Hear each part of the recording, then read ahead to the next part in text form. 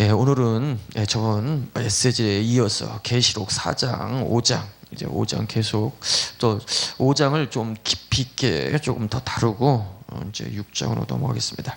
제가 계시록 5장 1절에서 7절 받들어 봉독하겠습니다.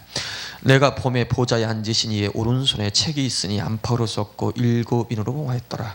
또 봄에 힘있는 천사가 큰 음성으로 외치기를 누가 책을 펴며 그 인을 떼기에 합당하냐 하니 하늘 위에나 땅 위에나 땅 아래에 등이 책을 펴거나 보거나 할 리가 없더라.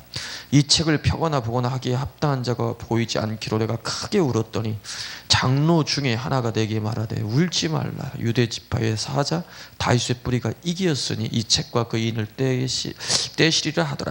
내가 또 보니 보좌와 내 생물과 장로들 사이에 어린 양이 섰는데 일찍 죽임을 당한 것 같더라. 7뿔과 7눈이 있으니 이 눈은 온 땅에 보내심을 입은 하나님의 7영이더라. 어린 양이 나와서 보좌에 앉으시니 오른손에서 책을 취하시니라. 아멘.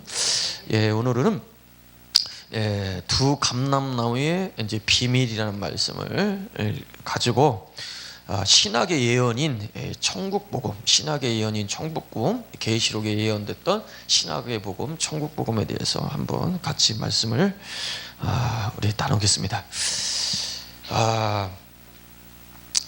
이 요한계시록은 다시 말씀드리지만은 신학의 참 이스라엘인 교회에게 하나님의 아들이 예언한 신학의 복음인 천국 복음을 예언하고 있다. 신학의 예언은 천국 복음이에요. 이제 복음은 두 종류가 있는데 이 구약의 복음이 있고 신학의 복음이 있다. 구약의 복음은 뭐냐? 바로 선지자들에게 전해졌던 그 복음, 메시아에 관한 거예요. 그 메시아에 관한 것이 구약의 예언인데 그 메시아에 관한 구약의 복음이 그 예언이 성취됐는데 그게 예수예요. 그래서 예수는 구약의 복음의 성취고 구약의 복음의 핵심이다. 그 하나님의 아들이 오셔서 또 예언을 합니다. 이 예언은 바로 신학의 참 이스라엘인 교회에게 예언한 거예요. 교회. 그 교회에게 뭘 예언했느냐? 믿는 자는 하나님의 성전으로서 이 창조 세계에 믿는 자 안에 하나님이 성전 삼고 돌아오신다. 창세기 3장에 하나님이 사람이 죄를 범해서 그 결과로 하나님이 사람에게서 떠나고 이 세상에서 이 만물에 떠났는데 그 만물에서 세상이 하나님의 백성들에게서 떠났는데 하나님이 돌아오신다. 그게 복음이에요. 돌아오시는데 성령 하나님이 먼저 돌아오셔서 하나님 나라가 시작되는데 그게 바로 교회 시대 가운데 있는 바로 교회다.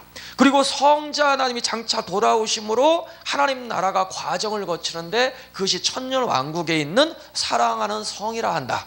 그리고 천년왕국을 통과한 부활한 성도에게 마지막에는 성부 하나님까지 돌아오신다는 거야. 성부 하나님까지 돌아오심으로 바로 믿는 자가 이 창조 세계에 하나님이 거하시는 지성소로 완성이 되는데 그것이 새 예루살렘이라 한다는 거죠. 그 결과로 바로 이 만물도 썩어짐에서 해방돼서 성부 하나님이 창조세에 믿는 자까지 오심으로 그 생명, 그 만물의 근원이신 성부 하나님의 생명의 역사가 교회를 통해서 만물을 적시게 되고 그 결과로 이 만물이 썩어짐에서 해방돼서 바로 이 만물이 새롭게 되고 하나님과 바로 성도가 거해서 영원히 왕노를 할 세상으로 바뀐다. 그것이 새하늘과 새 땅이다 라는 거죠. 그래서 천국복음이라는 것은 바로 성령이 돌아오시고 창조세계 성자도 돌아오시고 성부까지 돌아오시면 이 창조세계가 바로 하나님의 나라가 된다는 거예요. 하나님 나라가 다른 게 하나님 나라가 아니라 하나님이 계신 곳, 하나님의 보좌가 있는 곳, 그리고 하나님의 영광이 가득한 곳이 하나님 나라예요. 하나님이 이 창조세계에 성령이 돌아오시고 성자가 성부까지 돌아오시면 이 만물이 하나님의 영광으로 가득하고 하나님의 생명의 역사로 이 우주 전체가 썩어짐에서 해방돼서 하나님의 영광을 노래하고 그리고 부활한 성도가 하나님과 더불어 영원토록 누릴 만한 바로 하나님의 나라가 된다는 거예요. 이것이 바로 요한계시록이 예언하고 있는, 그리고 하나님의 아들이 예언한 신학의 예언인 바로 천국복음의 핵심입니다. 여러분, 천국은 크게 보면 세 가지예요. 첫 번째, 천국의 씨가 되신 하나님. 두 번째, 천국의 씨를 받음으로 바로 천국으로 화하는 바로 교회, 성도들. 그리고 바로 성령과 성자가 성부까지 돌아오심으로 믿는 자와 하나님이 영원토록 바로 그 영원토록 누리고 살아가야 할 바로 그 새로운 부활 세상. 이것이 바로 성경에서 말하고 있는, 예수님이 피 흘려서 우리에게 주시길 원하는 천국의 바로 핵심 비밀입니다. 예수님이 몸짓고 피 흘려서 우리에게 주시길 원하는 첫 번째 천국은 하나님 자신입니다. 천국의 씨. 여러분, 수박씨를 뿌리면 그 밭은 수박밭이에요. 호박씨를 뿌리면 그 밭은 호박밭이 돼요. 천국의 씨를 받으면 그 밭은 천국의 바로 아들들이 되고 천국이 되는 거예요. 성경 고린도서 3장 9절에 바로 교회는 하나님의 밭이요 라고 해서 하나님의 밭. 하나님의 밭이기 때문에 천국의 씨인 하나님이 믿는 자가 떨어짐으로 믿는 자 가운데 하나님 나라가 시작됐으니 그걸 교회라고 하는 거예요. 교회. 그리고 그 성령이 돌아오시고 성자가 성부까지 돌아오심으로 부활한 몸을 가지고 바로 살아가야 할, 영원히 누려야 할 세상, 부활 세상, 그것이 바로 하나님 나라라는 거죠. 그런데 그 하나님 나라가 성령이 오시고 성자가 오시고 성부까지 돌아오셔야 그 하나님 나라가 완성이 되고 예수님 피로 말미암아 우리에게 주시길 원하는 하나님 나라의 실제를 바로 맛보고 누리게 된다는 거죠. 그것을 예언한 것이 요한계시록이다. 이 놀라운 천국 복음이 뭘로 계시되냐면 계시록에서는 5장 1절에 아버지 오른손에 있는 7인으로 봉한 책으로 계시된 거예요. 사도 요한에게 성령이 감동돼서 사도 요한이 이에게 하늘문이 열립니다. 하나님의 보좌의 비밀이 보여요. 그리고 그 보좌에 아버지 하나님이 앉아 계시고 그 오른손에 안팎으로 글이 쓰여지고 7인으로 봉하진 책이 오른손에 꽉 오른손을 쥐고 있습니다. 그 책이 너무 중요한 거예요. 여러분 보세요.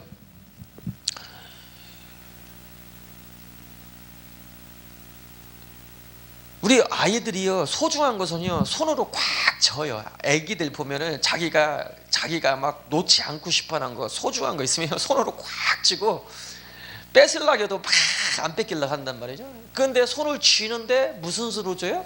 힘 있는 오른손으로 꽉 쥔단 말이에요. 소중하다는 거거든요. 소중하다. 여러분, 아버지 하나님이, 전능한 아버지 하나님이 오른손으로 꽉 쥐고 있다는 것은 그 내용은, 그 책의 내용은 너무나 비밀스러운 거, 너무나 중요하다는 거예요. 여러분, 그 정도가 아니라 7인으로 봉해졌다는 거예요. 7인으로. 여러분, 소중한 것은 다이아몬드 아니면 이 금괴가 있다가 하면은, 예, 아무도 모르는 장소에 보관을 해요. 보관하는 정도가 아니라 그 철문을 해가지고, 비밀번호를 막 몇 번에 걸쳐서 안정장치를 해가지고 다 그 보관을 해요. 그와 같이 이 아버지 하나님이요, 그 비밀한 하늘에 계시고 그 비밀한 보좌에 앉아 계시는데 그것도 오른손으로 그 책의 내용이 얼마나 주면 또 손으로 꽉 쥐고 있어. 감싸고 있어. 감싸는 정도가 아니라 7인으로 비밀번호를 딱 쳐가지고 7인으로 꽝 쳐가지고 누구도 열지 못하도록 딱 만들었다. 너무나 중요하다는 거죠. 사도 요한이 그걸 알고 그 책을 펴거나 읽기에 합당한 자가 없다. 하늘 위에나 땅 아래나 땅 위에나 땅 아래 어느 누구도 없다. 하기서 크게 웁니다. 왜? 너무 중요하다는 걸 알고 있거든요. 그리고 이 내용이 그리고 이 만물과 믿는 자에게 얼마나 중요하냐면은 너무 중요하다는 걸 알았어요. 알고 펑펑 울어요. 그런데 유다 지파 다윗의 뿌리가 이기었으니 그 책을 펴고 그 인을 떼기 합당하다. 유다 지파 다윗의 뿌리가 누구냐? 예수님입니다. 여러분 보세요. 근궤가 있으면요, 그 근궤를요 아무나 안 알려줘요. 그 근궤 있는 데를 정말 믿을 만한 사람, 자기 생명을 줘도 아깝지 않는 사람에게만 자기가 숨겨놓은 장소를 알려줄 거 아니에요. 아무나 안 알려줄 거예요. 그 비밀번호 누가 알려주겠어요? 예? 그런데 아버지 오른손에 있는 그 비밀한 내용, 그 비밀, 너무 중요한 비밀한 내용을 아무도 안 알려주는데 그 책을, 그걸 읽기에 합당한 분이 있다. 그 누구한테 그 비밀을 주셨냐? 예수님에 주셨어요. 예수님한테. 왜? 예수님만이 아버지의 마음에 꼭 들고 아버지께서 가장 사랑하는 분이라는 거야. 예수님이 침례 받고 올라오실 때 하늘에서 이는데 사랑하는 아들이라. 사랑하는 아들이기 때문에 아버지 오른손에 있는 책의 내용의 비밀을 바로 주신 겁니다. 그래서 계시록 5장 7절에 어린 양이 아버지 앞에 나가서 그 오른손에 있는 책을 취하시니라. 예수님이 받으신 거예요. 왜? 아버지부터 사랑을 받았기 때문에. 아멘. 여러분, 요한계시록은 다른 게 요한계시록이 아니고요, 아버지 오른손에 있었던 만산에 감춰졌던 그 비밀, 소중하고 간직했던 그 비밀을 예수님이 받아서 사랑하는 요한에게 주어서 계시한 것이 요한계시록입니다. 여러분, 요한계시록을 깨닫는다는 것은 이걸 볼 수 있는 눈이 열린 사람은, 그 사람은 정말로 아버지가 예수님을 정말로 사랑해가지고 예수님한테만 그걸 딱 보여줬는데 그 예수님과 같은 동일한 사랑을 받는 사람이야, 그 사람은. 여러분, 이 요한계시록을 듣고 깨닫고 이걸 아멘이 되는 사람은요 정말 복 있는 사람입니다. 복 있는 사람. 여러분, 12제자에게도 요한계시록을 열어주지 않았어요. 여러분, 12제자 중에 가장 사랑하는 제자 3명이 있었어요. 그 3명 중에 사도 요한이 있지 않습니까? 사도 요한이 그리고 젊었을 때 이 비밀을 알려주지 않았어요. 세월이 쫙 흐르고 3년 반 동안 예수님의 생애를 경험하고 이 사도들이 쓴 책을 다 협력하고 초대교회 모든 고난을 다 통과하고, 그리고 나이가 지긋이 드셔가지고 이제는 곧 아버지 앞에 갈 상황, 그때쯤 돼가지고 영적으로 최고봉에 이르렀을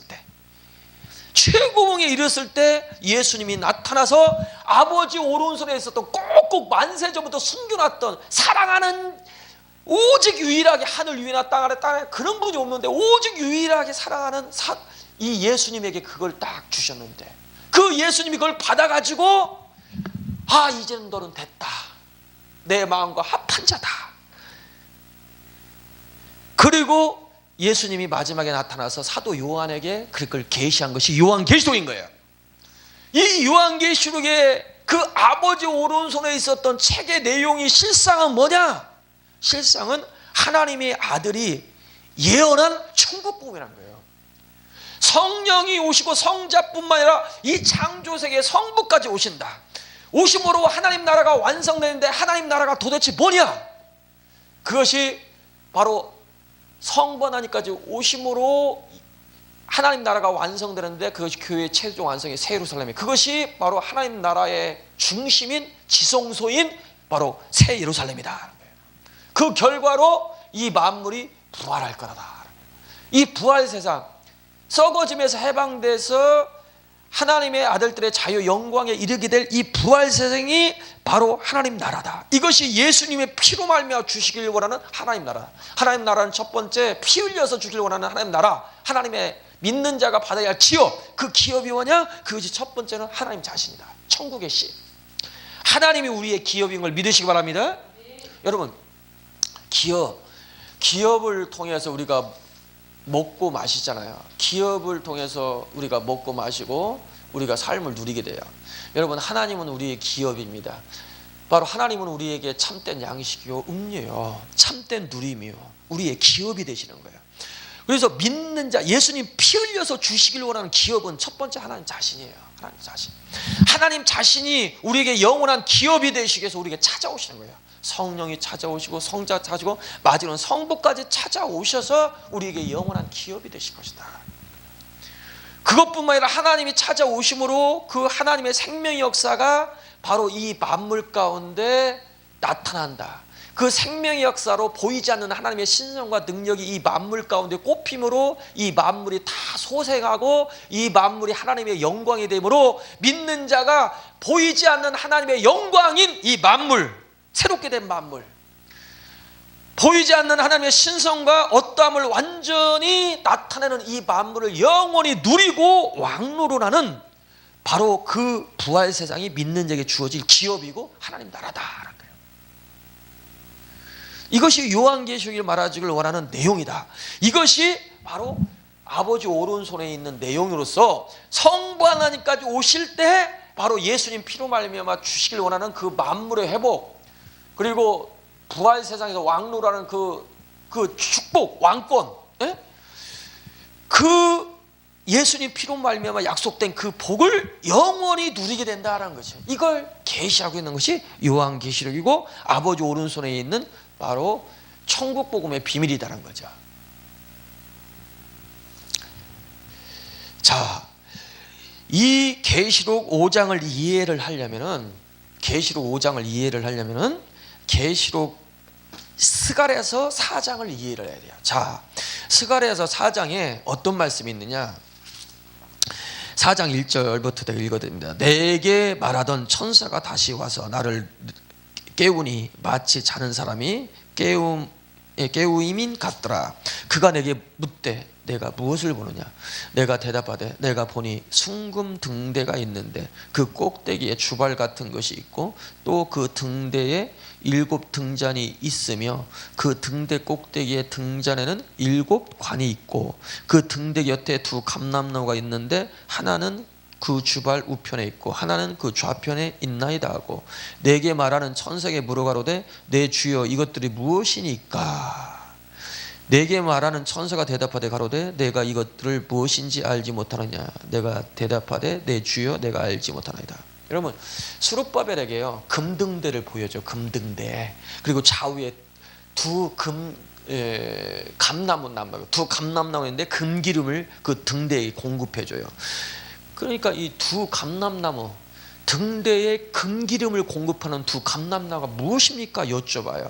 근데 물어보는데 이것을 이제 설명을 하는데 이 2 감람나무가 도대체 뭐냐? 예?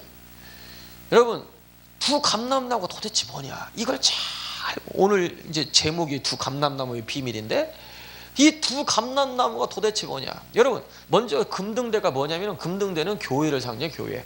계시록 1장 20절에 예수 그리스도 오른손에 7별과 7 금촛대가 있는데 7 금촛대는 7 교회예요. 아멘. 여러분, 금촛대는 교회를 상징해. 교회. 여러분, 교회. 여러분, 근데 금종대인데 촛대는 촛대인데 금촛대. 금은 변하지 않고 쇠하지 않는 하나님의 자신, 이 하나님 자신을 상징합니다. 하나님의 속성, 하나님의 본질을 상징해요. 여러분, 교회는 바로 거듭난 영혼, 거듭났다는 것은 하나님이 그 사람에게 주입되고 그 영에 찾아오셔서 바로 그 영과 함께 그 영이 하나님의 어떠함으로 화해지는 사람, 그것이 바로 교회예요. 교회라는 것은 하나님이 찾아오셔서 하나님의 본질과 하나님의 본성으로 바로 조성이 되고 하나님의 본성이 조성됨으로 보이지 않는 하나님의 어떠함을 나타내는 것이 교회입니다. 그래서 등대는 등등대, 금등대라는 거예요. 이 금은 변하잖아요. 여러분, 성경 끝에 가보면 새 예루살렘이 나오는데 새 예루살렘은 정금성이더라 하겠어요. 정금성. 새 예루살렘 자체가 정금이에요. 금은 금인데 정금이에요. 모든 금은 99.99, 99.999 이런 식으로 돼 있어요. 100% 금은 없어요. 100% 금은 없는데 새 예루살렘은 정금이더라. 여러분, 흙은 바로 이 죄에 속한 흙에 속한 이 죄성을 가리켜요. 죄성, 상징적으로 아담이 죄를 범했을 때는 흙이니 흙으로 돌아갈지어다 하는 거면 바로 우리 몸에 바로 죄가 들어왔다는 거예요. 죄가 연합됐다는 거야. 바울이 고백합니다. 나는 마음으로 하나님의 법을, 내 육신은 죄의 법을 섬기는도다. 이 죄의 법이, 육신에 있는 죄의 법이 이 마음의 법을 섬기는도다. 이 육신은, 그 육신은 흙을 상징하고, 흙은 바로 죄를 상징하는 거예요. 그런데 여러분, 교회는요, 하나님이, 성령이 찾아오시고 성자가 찾아오시고 성부까지 찾아오심으로 결국 교회가 뭐가 되면, 교회의 불순물이, 흙에 속한 죄가 완전히 제거되고, 성경 끝에 가보니까 교회가 뭘로 세워지냐면 완전히 정금이 됐다. 이 정금성이다. 정금성. 다시 말해서 보이지 않는 하나님의 신성과 능력과 하나님의 어떠함을 완전히 하나님의 어떠함에 빛을 발하는 하나님의 우주적인 등대가 된다는 거야. 이게 정금이, 정금. 여러분, 촛대가 최종적으로 완성이 되는데, 이 촛대라는 것은요, 빛을 발하죠. 그 빛을 무엇을 발하냐면, 그 빛은요, 하나님의 어떠함을 나타내는 거예요. 하나님. 그런데 그 빛을 발하려면 반드시 뭐가 필요하냐면 기름이 필요해요. 기름. 그런데 그 기름은 좌우에 있는 감람나무가 기름을 공급하는데, 무슨 기름을 공급하냐? 금기름을 공급한다라는 게 금기름. 여러분, 금은 하나님 자신을 상징하고 있어요. 여러분, 우리가 간증할 때 조심해야 돼요. 왜 조심하느냐? 여러분 보세요. 복음이라는 것은요, 뭐가 복음이냐면 하나님이 누구신 것과, 하나님은 무엇을 행하신 것과, 무엇을 행하시고 계시는 것과, 무엇을 행하실 것인지 하나님을 증거하는 것이 복음이에요. 그런데 우리가 간증을 까딱 실수하면은 자기 의를 드러내요. 성경은 인간은 의가 아니고, 인간은 선이 아니고, 인간은 진리가 아니고, 오직 하나님만이 선이요, 하나님만이 참이요, 하나님만이 진리요, 하나님만이 바로 본질이라는 거야. 실체라는, 실체. 사람은 오히려, 사람은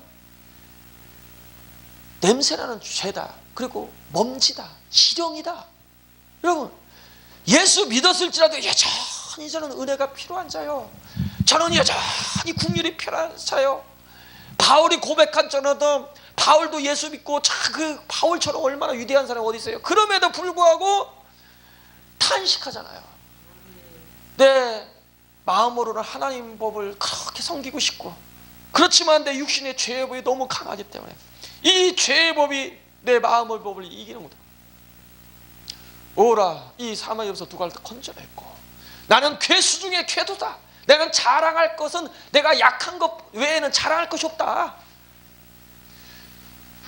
여러분, 성경은 이걸 말하는 거예요. 여러분, 신앙생활 조금 오래 하고 막 하다 보면은, 야, 어떤 사람 명함을 보니까 앞에 이력이 쫙 모질라서 뒤까지 쓰셨어요. 뒤까지 경력이 앞에 모자라가지고 뒤까지 쓰셨어요. 사단법인 뭐 이사 뭐 해가지고 막 조절조절.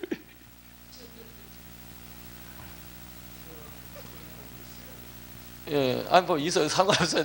뭐 나쁘다는 얘기는 아니고, 저도 뭐 예전에 그거 쓰고 드리는데 그 뭐 괜찮아요. 근데 지금 얘기하는 건 성경에서 우리에게 다루시는 내용이에요. 성경은 율법을 예수님이 마태복음 5장부터 7장까지 쫙 주신 이유는 뭐냐면, 인간에게는 의의가 없다. 야, 너 사랑 있느냐? 그러면 오른뺨을 주는 왼편으로 돼. 원수가 거둘러 속옷까지. 아, 너 사랑이 정말 있어? 있어? 조금이라도 있는 것 같아? 그래? 너 그러면은, 야, 너 누구든지 너희가 꾸고자 하면은 거절하지 말고 줘. 거절하지 줘. 너 거절하지 않으면은, 거절했으면 너는 정말 사랑 있는 거 아니야. 야, 줬어? 그럼 그래도 사랑 있어? 있는 것 같아? 있는 것 같아?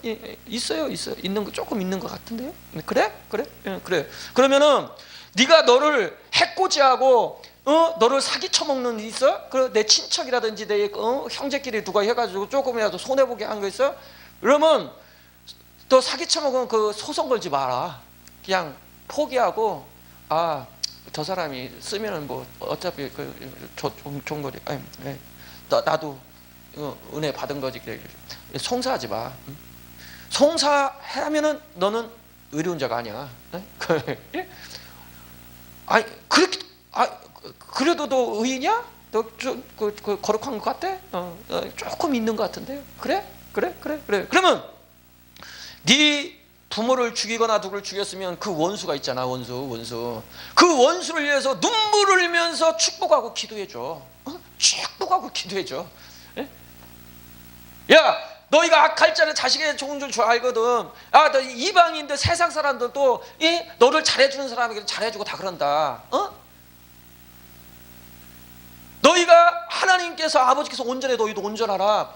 너희 원수를 위해서 기도하지 않으면은 너는 그 이방인과 똑같은 거야. 이방인도 너를 잘해주면 그 사람이 잘해주고 못하면 그렇게 하고 똑같은 거 아니야? 그럼 너도 그렇게 하면 너 똑같은 거야.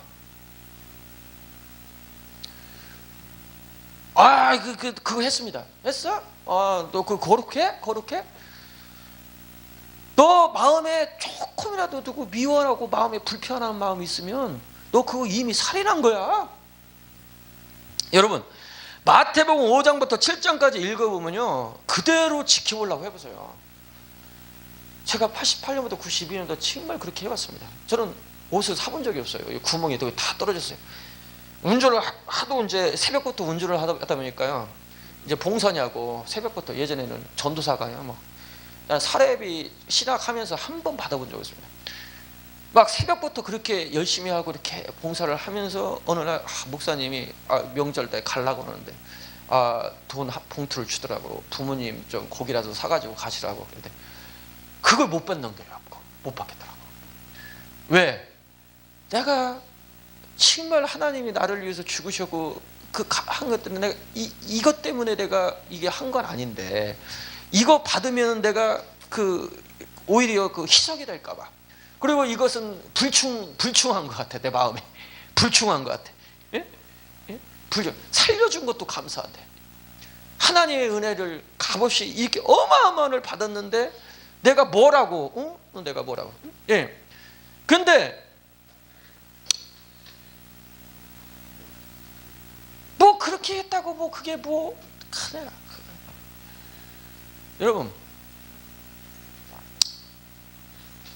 그런데 이제 우리가 신앙생활을 오랫동안 하다 보면 내가 과거에 이것도 했고 저것도 했고 40일 금식도 했고 내가 철야도 이렇게 열심히 했고 막 이제 거기에 이력이 딱 붙어버립니다.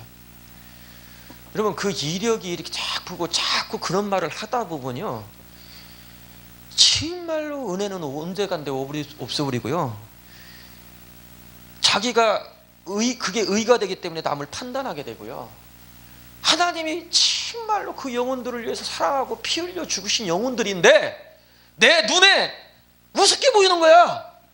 한 영혼 나왔는데도.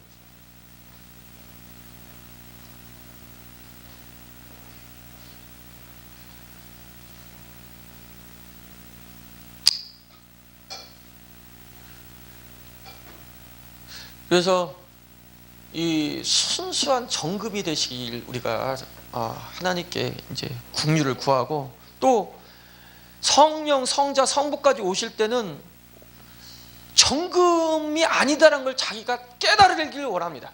여러분, 정금은 계시록 22장 가야 정금이 되는 거예요. 그건 뭘 얘기하냐면은 우리 인간은 여전히 성령이 오셔서 우리를 다루실 뿐만 아니라 성자가 오시고 성부까지 오셔야 우리가 온전케 되는, 섰다고 하지 말아라. 우리는 과정 속에 다 있는 거예요. 그걸 아셔야 돼요. 다 과정 속에 있다. 나도 과정, 너도 과정, 다 과정 속에 있으니까 하나님의 긍휼을 항상 다 구하여야 할 자다. 그걸 깨닫길 바랍니다. 할렐루야. 그래서 어쨌든 간에 좌우에 있는 두 감람나무는 금기름을 공급한다. 순수한 기름을 공급. 그래서 설교에 자신도 모르게 나도 지금 설교하면서 과거 얘기하다 보면 나도 의의가 드러나는 거거든요. 벌써 잘못 이게 벌써 과거에 내가 이거 했다 해가지고 과거의 의의. 그러니까 잘못하면 이게 불순물이 자꾸 들어가요. 이게 기름을 잘 그러니까 근기름을 공급하는 존재예요. 근기름. 그러니까 근기름이 뭐냐? 그게 복음이다. 복음. 자, 그런데 이 두 감람나무가 근기름을 공급해서 그 교회가 하나님의 어떠함을 완전히 어떠함으로 화해지고, 그리고 근기름을 공급해가지고 이 근기름을 공급해가지고 하나님의 어떠함을 완전히 어떠함에 대한 비밀인 복음을 온 세상에 그 빛을 발하는, 진리의 빛을 발하는 그 금등대가 돼야 하는데, 그 두 감람나무, 근기름을 공급하는 그 감람나무가 뭐냐? 자, 오늘 이제 본론으로 들어갑니다. 그 비밀이 중요합니다. 두 감람나무 비밀을 지금부터 제가 말씀드리겠습니다. 자, 11절 14절 스가랴에서 11절 14절에 두 감람나무가 무엇인지 그걸 풀어줍니다. 천사가 제가 읽습니다. 내가 그에게 물어 가로되 등대 좌우의 두 감람나무는 무슨 뜻이니까 하고, 다시 그에게 물어 가로되 금기름을 흘러내는 두 금관 옆에 있는 이 감람나무 두 가지는 무슨 뜻이니까? 그가 내게 대답하여 가로되 내가 이것을 무엇인지 알지 못하느냐? 대답하되 내 주여 알지 못하나이다. 가로되 이는 기름 발리운 자 둘이니 온 세상에 주 앞에 모셔 섰는 자니라 하더라. 두 감람나무가 무엇인지 물어보니까 설명을 하는데, 설명을 들어봐도 이게 도대체 뭔지 모르겠어. 설명을 하는데 설명이 뭔지를 모르겠어. 그렇잖아요. 두 감람나무는 뭐냐? 기름 발리운 자 둘이니 온 세상에 주 앞에 모셔 섰는 자라, 딱 이렇게 정의를 냅니다.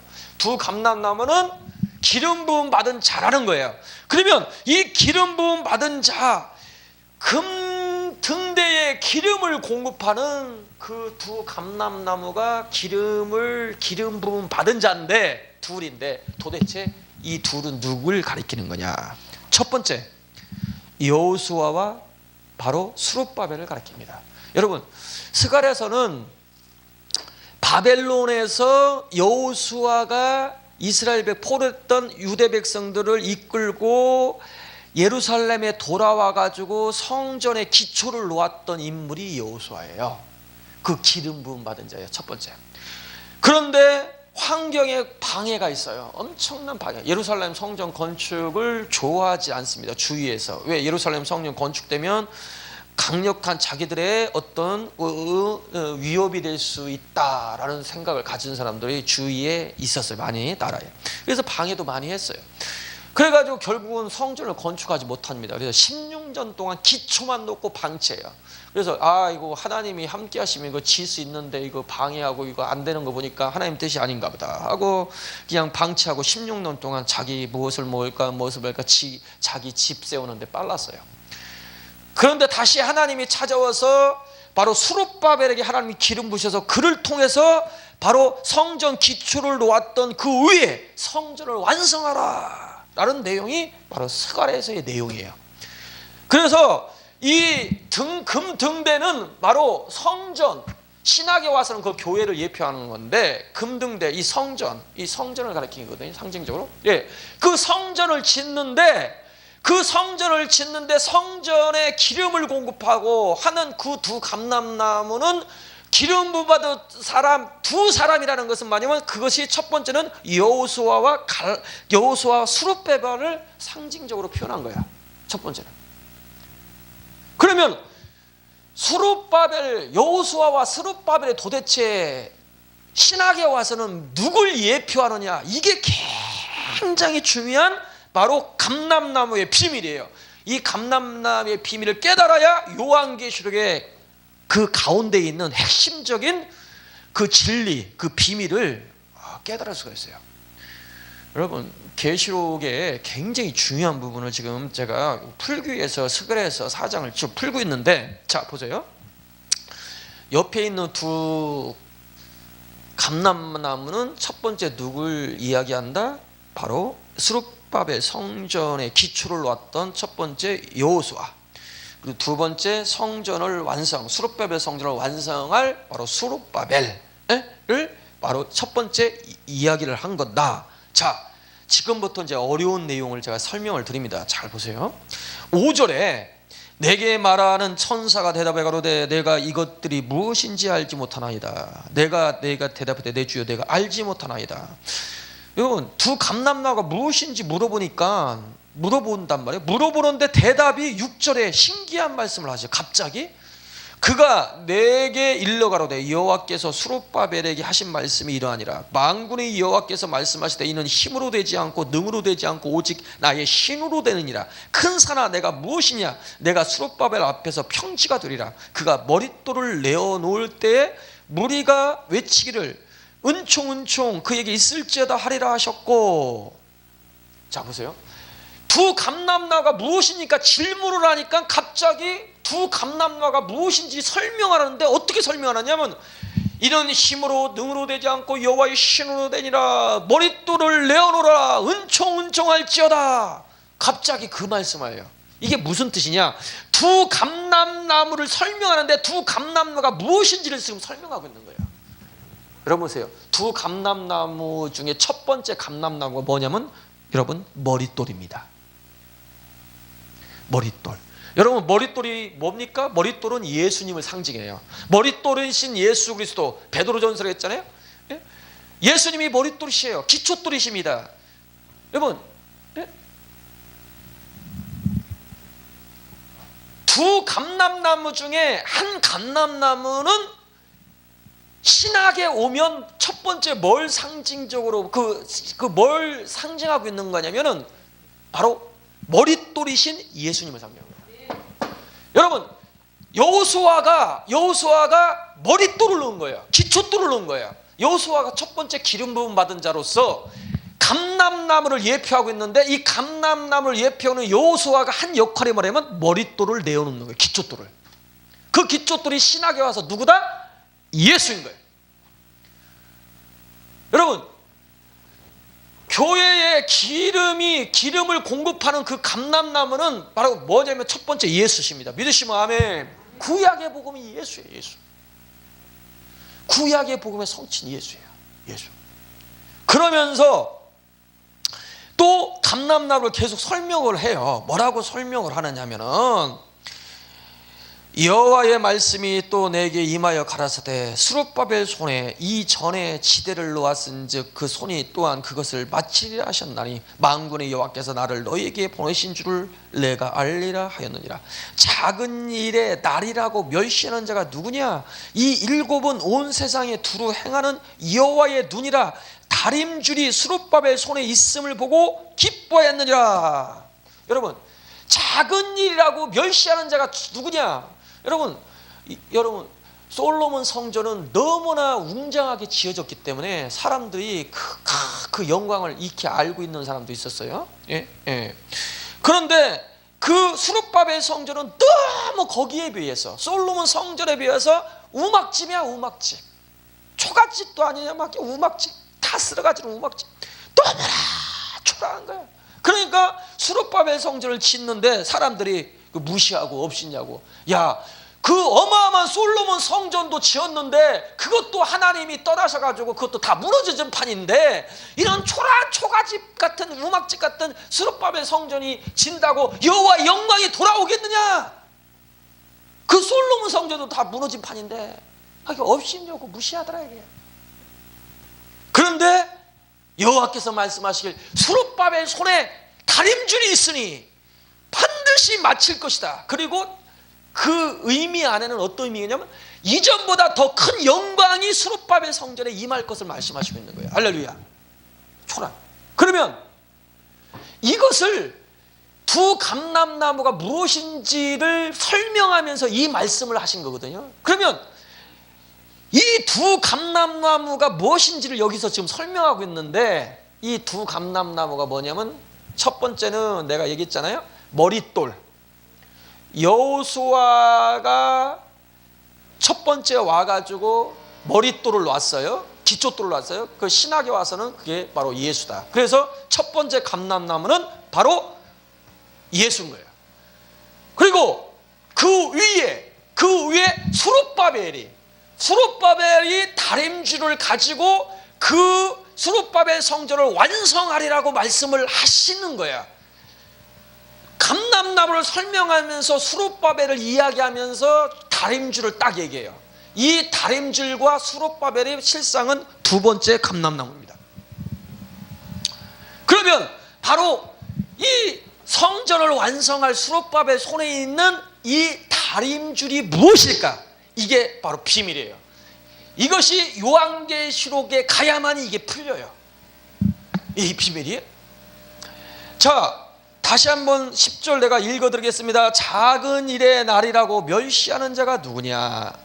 이 일곱은 온 세상에 두루 행하는 여호와의 눈이라. 다림줄이 수룹바벨 손에 있음을 보고 기뻐하리라.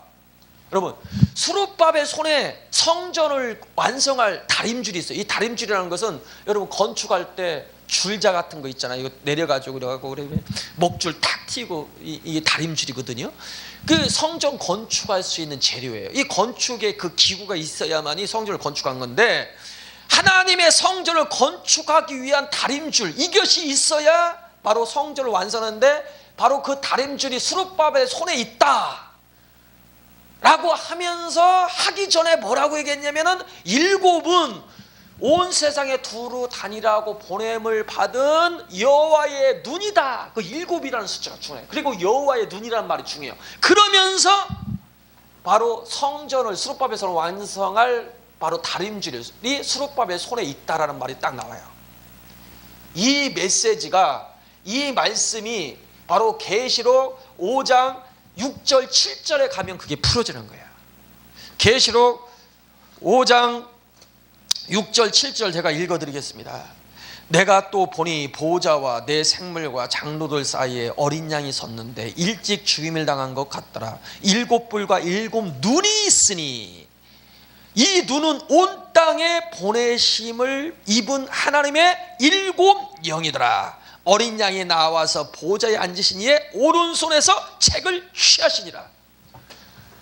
여러분, 스가랴서에 수룹바벨 성전을 완성할 그 이야기를 하는데, 감람나무를 설명하면서 그 얘기를 하는 거야.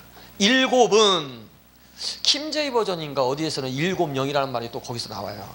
일곱은 온 세상을 두루 다니라고 보냄을 받은 바로 여호와의 눈이다. 여호와의 눈이란 말이에요. 일곱 눈이란 한마디로 일곱 눈. 예? 일곱 눈. 그러면서 수룹바벨 손에 다림줄이 있다는 말이 나와요. 여러분, 그런데 계시록 5장에서는 바로 어린 양의 눈은 일곱이고, 이 일곱 눈은 온 땅에 보냄을 입은 바로 일곱 영이라 말씀하시면서 어린 양이 아버지 오른손에 나가서 오른손에 책을 취하시니라 말이 나와요. 여러분, 이게 무슨 뜻이냐면요, 바로 수룹바벨 성전을 완성할 그 다림줄이 실상은 뭐냐면 아버지 오른손에 예수님이 나가서 취하셨던 일곱 인으로 봉했던 그 책입니다. 이 책이 실상은 뭐다? 천국복음이에요.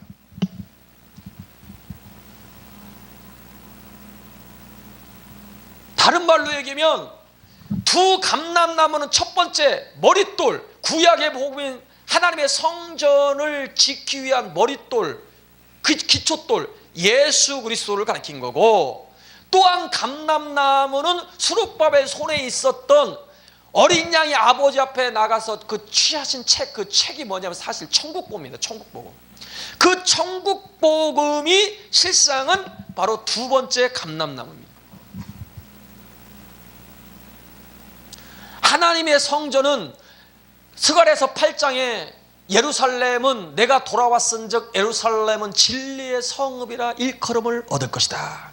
여러분, 성전은 진리로 건축되는 것입니다. 내 교회는 진리의 기둥이요 터다.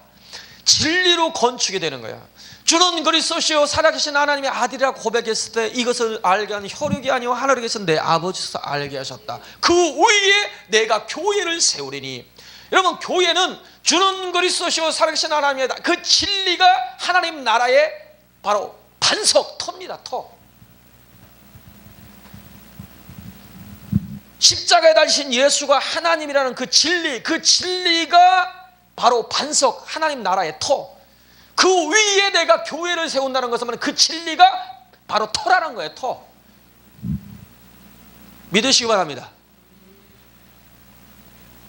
터를 세웠는데 그 위에 바로 신학의 예언인 하나님의 아들이 증거한 천국 복음을 통해서 그 교회가 완성이 되는 거예요. 여러분, 여호수아가 이스라엘 백성들을 바벨론에서 예루살렘에 이끌고 와서 성전에 기초를 놓았어요. 기초를 놓고 16년 동안 그걸 방치했다니까요. 지금 이 시대의 교회의 모습이에요.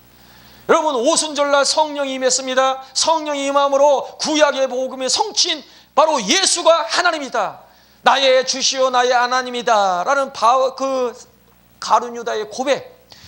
여러분, 주는 그리스도시요 살아계신 하나님의 아들입니다. 십자가에 달린 분이 단순히 사람이 되어 하나님의 아들이다. 하나님이기 때문에 그 피는 과거 현재 모든 인류의 죄를 사고도 남음이 있고, 그 피의 효력은 하나님의 피기 때문에 영원히 효력이 있고, 2000년 전에 단 한 번의 죽음이지만 그 피는 하나님의 피기 때문에 모든 인류의 죄를 사고도 남음이 있다.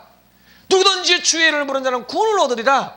그것이 오순절날 성령이 임함으로 온 땅의 교회가 복음이 이 하나님 나라의 그 머릿돌 성전, 살아있는 성전의 기초돌이 놓여졌어요. 그런데 놓여졌고 그 다음에는 이것이 좋사오니, 아 이제는 할 일 다 했어. 여러분, 그건 기초돌입니다. 그건 하나님 나라에 세워지기 위해서 첫 번째 그 작업이 반드시 필요해요. 그런데 그 위에 성전이 건축이 되어야 하잖아요. 그게 수룹바벨 성전이란 말입니다. 그 수룹바벨 성전이 스갈에서 뭘로 계셨다? 바로 수룹바벨 손에 있는 다림줄로 계시된 거예요. 이 다림줄로 계시되면서 뭐라고 얘기했어요? 일곱은 온 세상에 두루 보냄을 받은 행하라고 두루 다니라고 보내받은 여호와의 눈이다 라고 했어요. 이 눈이 계시록 7장 5장 6절에 가보니까 바로 어린 양의 눈이었던 거예요. 일곱 눈. 어린 양의 일곱 눈은 어떤 눈이냐? 바로 아버지 오른손에 있었던 만세에 감췄던 유일한 일곱으로 봉한 책의 내용을 봤던 눈이에요. 그 봤던 눈. 그 본 눈이 실상은 이 땅에 보냄받은 일곱 영이다. 이게 무슨 뜻이에요? 일곱 영의 역사와 함께 바로 아버지 오른손에 있었던 책의 내용을 어린 양의 그 눈으로 봤는데 그 내용을 전달한 것이 요한계시록이고, 그 요한계시록이 천국복음인데 이 천국복음이 이 땅에 보냄을 받은 어린 양의 일곱 눈, 아버지 만세전에 보았던 그 책의 내용을 봤던 그 일곱 눈, 그 일곱 눈이 이 땅에 보냄받은 일곱 영으로서 그 일곱 영이 역사할 때 아버지 하나님의 오른손에 있는 책의 비밀인 천국복음을 보게 되고, 그걸 통해서 마지막 성전 수룹바벨 성전이 완성될 거다는 거예요. 그 완성돼야 바로 예수님 이 땅에 바로 그 성전 삼고 오신다는 거예요. 구약의 크게 성전은 두 가지로 결론해요. 헤롯 성전은 헤롯이 인간적인 방법으로 인간적인 목적을 가지고 지은 성전이기 때문에 제껴버리고, 하나님이 허락한 큰 성전은 크게 보면 두 가지밖에 없어요. 솔로몬 성전, 수룹바벨 성전이에요. 예표상으로 봤을 때 수룹바벨 성전은 오순절날 성령이 이른비 성령이 임하심으로 구약의 복음인 그 예수 머릿돌이 온 땅에 증거됨으로 기초가 딱 놓여지는 그것을 예표한 거예요. 수룹바벨 성전은 바로 마지막 시대 일곱 영의 역사를 통해서 아버지 오른손에 만세년에 계획했던 이 창조 세계를 향한 성령이 오시고 성자가 성부까지 오심으로 이 만물이 하나님과 성도가 영원히 거할 만한 한 나라로 화가지고, 믿는 자는 하나님이 거하시는 이 창조 세계 지성소가 될 것이고, 믿는 자는 부활한 몸을 가지고 하나님과 더불어 영원토록 부활 세상에서 왕노로 탈 것이다 라는 이 예언, 이 천국 복음의 예언이 바로 실상은 수룹바벨 성전이 예언하고 있는 예표예요.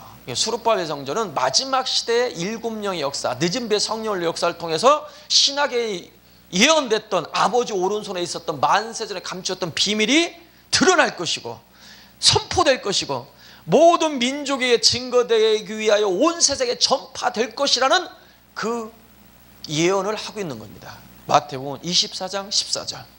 이 천국복음이 모든 민족에게 증거되기 위하여 온 세상에 전파되리니 그제야 끝이 올 것이다. 반드시 신약의 복음의 비밀은 드러나고 결국은 이 천국복음이 온 세상에 증거될 것이다 라는 거죠.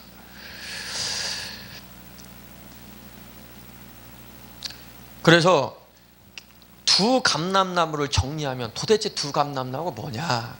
두 감람나무는 바로 첫 번째는 바로 바벨론에서 기름 부음 받은 자 여호수아가 이스라엘 백성들을 데리고 바로 그 예루살렘에 돌아와서 기초를 놓았던 그 머릿돌에 관한 것이다. 머릿돌 예수.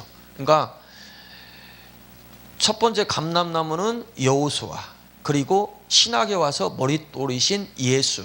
그 예수가 바로 금기름입니다. 금기름. 그 금기름을 공급하라는 것은 예수가 누구신 건지 예수의 비밀을 바로 공급하라는 거예요. 그래서 머릿돌을 내어놔라. 은총은총. 그리고 은총은총. 힘으로 되지 않고 능으로 되지, 하나님의 성전을 짓는데 힘으로 능으로 되지 않는다는 거예요. 여호와의 신으로 된다는 거예요. 여호와의 신으로 되는데 여호와의 성령이 역사하셔야만이 십자가의 그 은총을 안다는 거예요. 은총. 여러분, 예수님이 하나님이라는 걸 진실로 믿어지고 이게 깨달아졌을 때 하나님의 사랑이 하늘을 두루마기 삼고 바다를 먹물 삼을지라도 하나님의 사랑을 다 기록할 수 없다는 고백이 나오고, 하나님의 은혜가 정말로 하나님의 은혜로 내가 만족합니다. 뭐 더 이상 사실 구할 것이 없어요. 왜? 하나님 자신을 받았잖아요. 하나님의 피로, 은총. 그것이 하나님의 성전을 짓는 기초입니다. 여러분, 하나님의 성전의 중심에는 뭐가 있냐면 바로 시은자가 있어요. 시은자. 시은자의 그 안에 십계명, 만나, 아론의 쌍양 지팡이가 있어요. 십계명은 성부 하나님, 만나는 나는 하늘에서 내린 생명의 떡이다, 성자 하나님. 아론의 쌍양 지팡이는 부활의 능력이신 주 성령 하나님을 가리켜요. 그 성부, 성자, 성령님은 어디에 보상고 충만히 임하시느냐? 시은자에 임하시는 거예요. 시은자가 무엇입니까? 바로 하나님이신 예수님이 처녀의 몸은 마리아의 몸을 통해서 육신을 입고 사람 오셔서 십자가에서 세상죄를 지고 피 흘려 죽으신 어린 양이신 예수님을 계시하고 있는 거예요. 십자가에 달리신 분이 바로 하나님이고 그 세상죄를 지고 나의 죄를 십자가에 죽으셨다는 그 진리가 바로 하나님이 임재하는 바로 머릿돌입니다. 그 진리가 하나님 나라의 기초돌이에요. 주는 그리스도 살아계신 하나님이 그거예요. 그 위에 바로 성령이 오시고 성자가 오시고 그걸 보상고 성부 하나님까지 돌아오실 것이다라는 약속이 신학의 예언인 천국복음이다. 성부께서 돌아오시면 결국은 하나님의 성전으로 완성이 되고 그 성전은 하나님의 영광이 가득한 것이다. 이 창조세계의 성자가 성령이 성부까지 믿는 자께 돌아오심으로 이 세상이 하나님의 영광이 가득한 세상이 될 것이다. 그걸 예언하고 있는 것이 바로 아버지 오른손에 있는 7인의 내용이고, 바로 이 스룹바벨 손에 있었던 바로 이 다림줄로 예표한 것이고, 그리고 두 감람나무, 오른편 왼편에 있는 그 감람나무, 그 감람나무를 예표하고 있는 거예요. 그러니까 두 감람나무는 구약의 복음이 예수, 신약의 복음은 천국 복음. 그리고 그 구약과 신약의 복음을 바로 받은 자가 또 누구냐면은 또 감람나무가 되는 거예요. 이게 중요해요. 계시록 11장에 보니까 두 감람나무, 여러분, 두 증인은 두 감람나무와 두 촛대라고 했어요. 여러분, 두 증인은 기름 부음 받은 자, 이 두 증인 있잖아요. 두 감람나무는 두 증인이라고 했는데 이 두 증인은 두 명을 가리키는 게 아니라 증인수지, 증인수. 왜? 두 감람나무는 두 촛대라고 하잖아요. 두 촛대. 촛대는 단체지 개인이 아니에요. 공동체입니다. 공동체. 그래서 두 증인은 증인 숫자로서 바로 마지막 시대에 아버지 오른손에 있었던 그 책을 그 스가랴서에 있었던 그 다림줄, 아버지 이 스룹바벨 성전을 완성할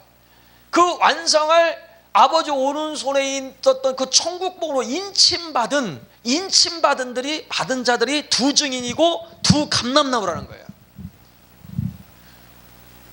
이 감람나무가요, 다른 게 감람나무가 아니고 바로 기름인 구약의 복음과 신약의 복음을 받음으로 그 기름을, 구약의 복음과 신약의 복음인 그 기름을 공급할 수 있는 사람들이 실상은 두 증인입니다. 그래서 계시록에 보면은요, 예수님이 별이고 교회도 별이라고 했어요. 별.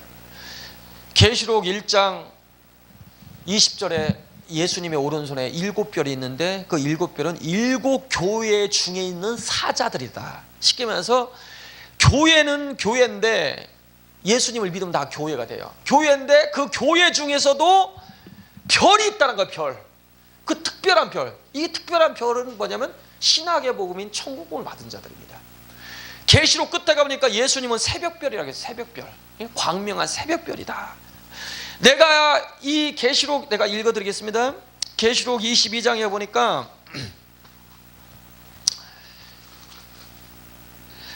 나 예수는 교회를 위하여 내 사자를 보내어 이것들을 너희에게 증거하게 하였노라. 나는 다윗의 뿌리요 자손이 곧 광명한 새벽별이야. 여러분, 별은 발광체가 아니잖아요. 여러분, 성부 하나님의 오른손에 있는 그 진리가 바로 하나님이 가지고 있었던 그 빛입니다. 빛. 그 빛을 바로 예수님이 받아서 제자들에게, 교회에게 반사했기 때문에 바로 예수님은 새벽별이라는 거예요. 그런데 그 빛을 그대로 받은 자들이 예수님의 오른손에 있는 또 별인 거예요. 여러분, 예수님은 감람나무예요. 기름을 공급하는 감람나무입니다. 예수님은 바로 하나님의 성전의 기초돌이고 건축하는 건축자리고, 지금도 하나님의 우편에서 인을 떼면서 신학의 복음을 지금도 이루고 계시는 분입니다. 그래서 예수님은 감람나무인 거예요. 감람나무인데 예수님이 바로 공급하는 그 기름을 받고 그 기름을 또 공급하는 사람도 또 감람나무라는 거예요. 증인, 두 증인은 두 감람나무다. 할렐루야. 그래서 계시록 5장이 풀리려면은 스가랴서하고 같이 딱 대조를 해야 이게 풀리는 거예요.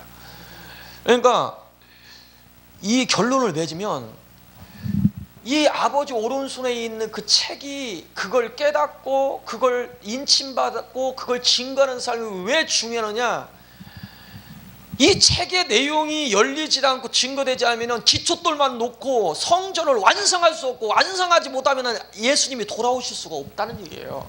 그러니까 기초돌만 두고 예수만 증거하면, 머릿돌만 놓으면 다 끝났다라고 하면 안 되는 거예요. 이게. 그래서 이 사도 요한이 왜 울었느냐, 그것 때문에 운 거예요. 알고 보면요, 기초돌은 놔졌는데 아버지 오른손에 있는 책의 비밀이 열려서 온 땅에 증거돼서 수룹바벨 성전이 완성이 돼야 이 예수님이 돌아오실 수 있는 거예요.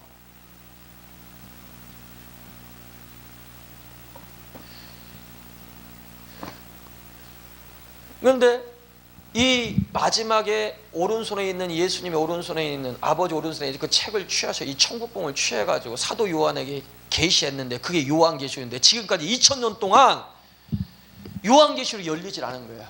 천국이 무엇인지 모르고, 천국이 어떻게 시작돼서 이 창조세계의 어떤 과정을 통해서 어떻게 완성될 것인지 전혀 몰라요. 그런데 7영의 역사를 통해서, 7영, 어린 양의 7눈은 이 땅에 보냄을 받은 7 바로 영이라.